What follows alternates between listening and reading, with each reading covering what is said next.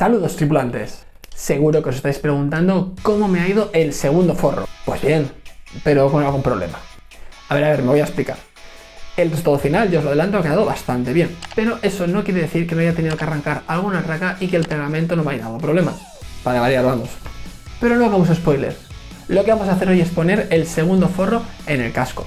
Pero antes de llegar ahí tenemos que pasarnos un buen rato lijando toda la superficie del casco para dejarla bien lisita y con la forma que toca.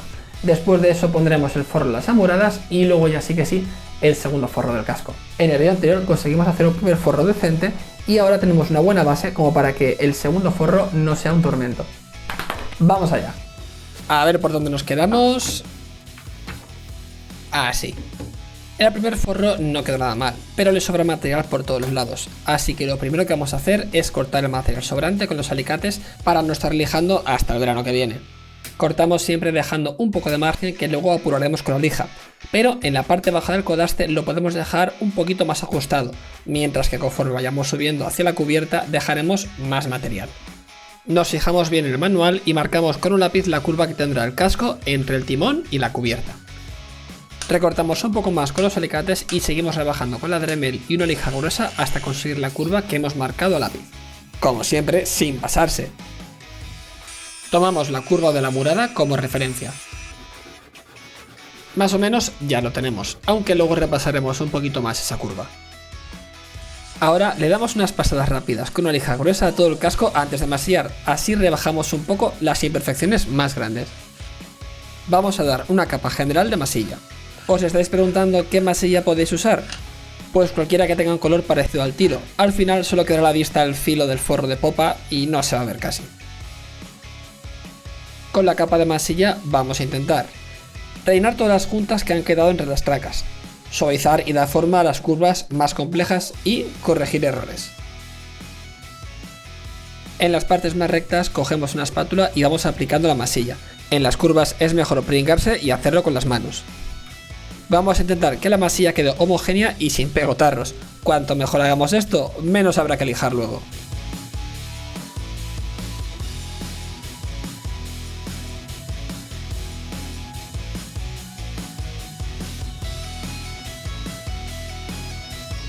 Intentad que no entre mucha masilla en los invernales. Esperamos a que seque la masilla, cogemos la lija y empezamos a darle. Esto nos va a llevar un buen rato, así que os voy a ahorrar el verme lijando durante 2 horas. Yo lo he hecho con una lija de grano grueso, alternando entre la esponja, el taco de lija y el papel de lija solo. La clave aquí es hacer un lijado homogéneo que quede igual a ambos lados del casco.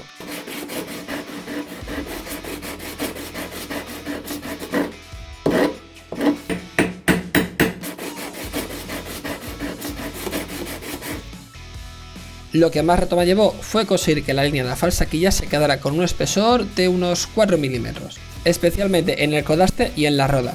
Había mucho material para lijar y es muy importante que ambos lados del casco queden simétricos. El resultado final no me acabó de gustar, me pasé lijando y además quedó con una forma como redondeada. Lo corregiremos en el segundo forro.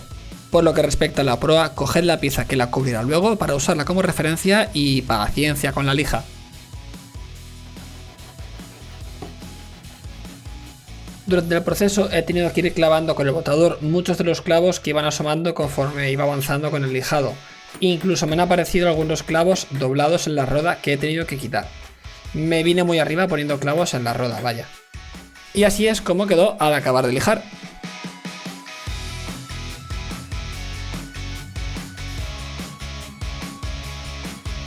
Lo siguiente que nos viene es forrar el espejo de popa y el exterior de las amuradas con el forro de Sycomoro de 0,6 milímetros, que es el mismo que ya utilizamos para forrar las cubiertas y las amuradas. Esta vez he cambiado la técnica y lo he hecho con cola de contacto. Me ha costado un poco hacerme con ella, la verdad es que se nota que cada cola se maneja de una forma muy diferente. Recordad siempre que esta cola hay que aplicarla en las dos superficies que vamos a pegar. Al principio empecé a aplicar la cola en grupos de tracas cogidas con cinta, pero esto me generó bastantes problemas. Si ponéis la cola en demasiados listones cada vez y tardáis mucho en usarlos, se pegan al papel y se rompen al despegarlos. Que no, que juntas demasiado los listones entre ellos, se pegan unos a otros y se rompen al despegarlos. Al final la forma más efectiva de hacerlo ha sido pegarlos uno a uno sobre una hoja de papel y ningún problema. Ahora que ya tenemos la cola en los listones, embadurnamos bien la murada con una capa generosa de cola. Esto va de ir pegando los listones uno a uno y con cuidado, apretando con los dedos o algún objeto para que quede todo bien cogido. Si algo he aprendido de la cola de contacto es que no puedes levantar una pieza que ya has puesto, pero sí que nos va a dejar desplazar lateralmente un poquito la pieza para acabar de ajustarla, así que no hay mucho margen para el error. Dejamos que seque todo bien, cortamos el excedente de la traca y le damos una mano de lija suave. Cuidado, antes de tirar las sobras mirad bien cuánto os queda de este material. A mí solo me quedaban retales y aún me queda por hacer algunos detalles de la cubierta, no sé si me va a dar. Ya que estamos, aprovecho para trasladar una sugerencia a los señores de Ocre, que no sé si me estarán viendo, pero bueno, no estaría de más poner unos pocos listones de sicomoro más. Ah sí, importante. Repasamos bien la curva entre la murada y el casco de popa.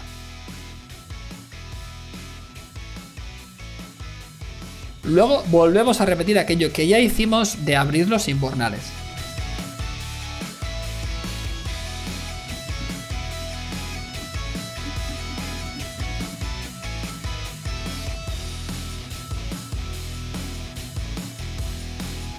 Bien, nos metemos en el meollo del asunto, el segundo forro. Máxima concentración. Vamos a proceder de una forma muy similar a lo que hemos hecho en la murada, pero con el forro de sapelli.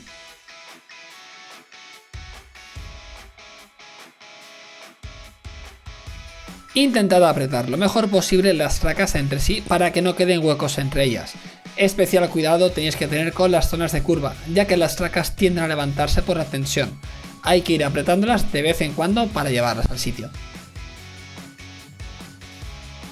He empezado poniendo 3 tracas en paralelo justo bajo de la murada y luego he pasado a ponerlas desde la falsa quilla.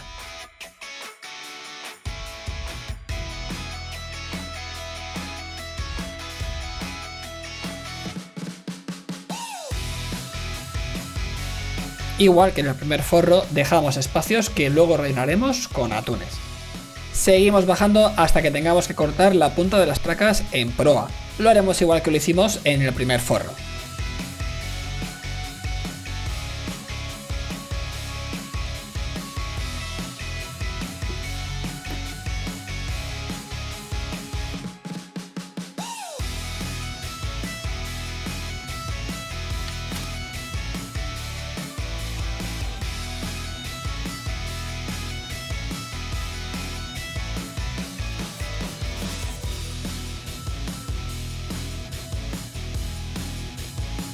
Cuando esté un lado acabado, cortamos el material sobrante y vamos a por el siguiente. A ver, cosas importantes. La volví a liar en el otro lado del casco. Puse 4 listones junto a la murada en lugar de 3 y me tocó quitar el cuarto utilizando un cúter.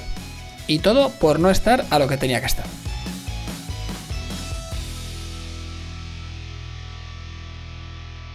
Esta cola se presta mucho a hacer manchurrones por todos los lados, pero no pasa nada ya que frotando un poco con el dedo en fresco se hacen pelotillas y se quita sin dejar mancha. Acabamos ya con un pequeño truco para rellenar las juntas que han quedado entre las tracas. Cogemos astillas de sapelli y las vamos incrustando. Venga va, un último plano de cómo ha quedado, lo prometo. Tripulantes, aquí lo tenemos, menudo forrazo hemos hecho. Pero no puedo quitarme de la cabeza la idea de que si lo volviera a hacer lo haría bastante mejor de lo que lo he hecho esta primera vez. Esa espinita solamente me la voy a poder quitar cuando hagamos otro barco. Para el próximo vídeo, ¿qué es lo que nos queda? Pues bueno, tenemos que poner la quilla, el timón, la tapa de regala y todas estas cosas. No tengo nada claro cómo tengo que pegar la rueda, porque es que el manual no lo cuenta. No sé si la rueda se pega sobre el segundo forro o tengo que recortar el segundo forro y pegar la rueda sobre el primero. Si ya habéis hecho este modelo, echarme una mano y decirme cómo se hace. No te olvides de darle like y suscribirte al canal si te ha gustado este vídeo. Más aventuras en el próximo episodio.